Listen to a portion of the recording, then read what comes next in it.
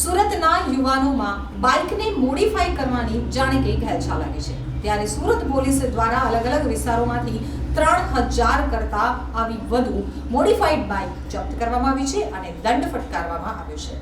સુરતમાં છેલ્લા કેટલાક સમયથી સ્પોર્ટ બાઇક મોડિફાઈ કરવાનો ઘેલો લાગ્યો છે। ત્યારે ઝોન 4 નાયબ પોલીસ કમિશનર વિજય ગુજ્જર દ્વારા છેલ્લા એક વર્ષમાં 200થી 300 જેટલી મોડિફાઈ સાયલેન્સરવાળી ગાડી ઉપર કાર્યવાહી કરવામાં આવી હતી અને હાલમાં 25થી વધુ સાયલેન્સર કાઢેલી ગાડીઓ ઉમરા પોલીસ સ્ટેશનમાં મૂકવામાં આવી છે।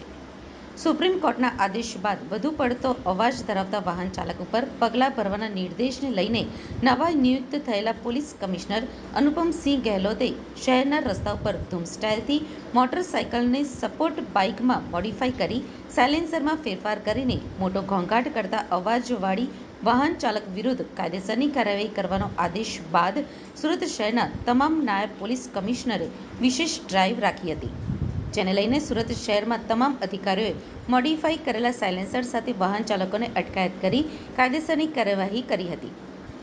જેના ભાગરૂપે આજે બુધવારે બપોર બાદ શહેર પોલીસ કમિશનર અનુપમસિંહ ગહેલોત દ્વારા વિધિવત પત્રકાર પરિષદમાં મોડિફાઈ વાહન ચાલક વિરુદ્ધ કાર્યવાહીની માહિતી આપવામાં આવશે। અમને પોલીસ સૂત્રો પાસેથી મળેલી માહિતી અનુસાર સુરત શહેરમાં સૌથી વધારે કેસ ઝોન 4ના નાયબ પોલીસ કમિશનર વિજય ગુજ્જર દ્વારા છેલ્લા એક વર્ષમાં 200થી 300 જેટલી વાહનોમાં કાર્યવાહી કરવામાં આવી છે અને હાલમાં 12થી 15 જેટલી મોડિફાઈ કરેલા સાયલેન્સર વધુ ઘોંઘાટ કરતી ગાડીઓ ઉમરા પોલીસ સ્ટેશનમાં પકડવામાં આવી છે। 25થી વધુ મોડિફાઈ કરેલા સાયલેન્સરને જપ્ત કરીને કાર્યવાહી કરવામાં આવી છે। આજે સાંજે મોડિફાઈ કરેલી વાહનો સાયલેન્સર માટેની માહિતી આપવામાં આવશે અને આગામી દિવસોમાં ધૂમ સ્ટાઇલ કે અન્ય રીતે વાહન ચલાવતા વાહન ચાલક વિરુદ્ધ હવે પોલીસ એક્શન મોડમાં આવી ગઈ છે, જેને લઈને ટ્રાફિક સમસ્યાનો ઉકેલ અને કોશિશ પોલીસ કમિશનર દ્વારા કરવામાં આવી છે અને શહેરમાં વધતા જતા ગુનાખોરી અટકાવવામાં પણ આ મોડિફાઈ કરી વાહનો ઉપર અંકુશ મેળવવા માટેનો પણ પ્રયાસ હાથ ધરવામાં આવ્યો છે।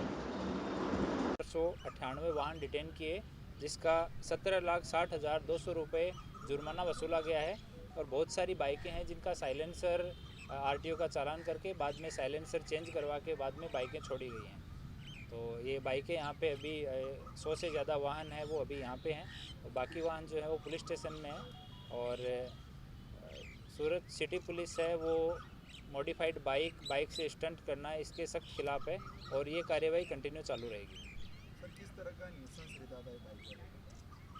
मॉडिफाइड साइलेंसर के बाद में ज़्यादातर जो बच्चे हैं स्कूल के, कुछ तो हैं जो शौक रखने वाले लोग हैं जिन्होंने किसी के कहने पे इसको मॉडिफाई करवा लिया और कुछ टपोरी टाइप के लोग हैं जो मॉडिफाई करा के और बीच में स्टंट मारना, सड़क पे रील बनाना ये सब चल रहा था, तो उन पे ये कार्यवाही की गई है।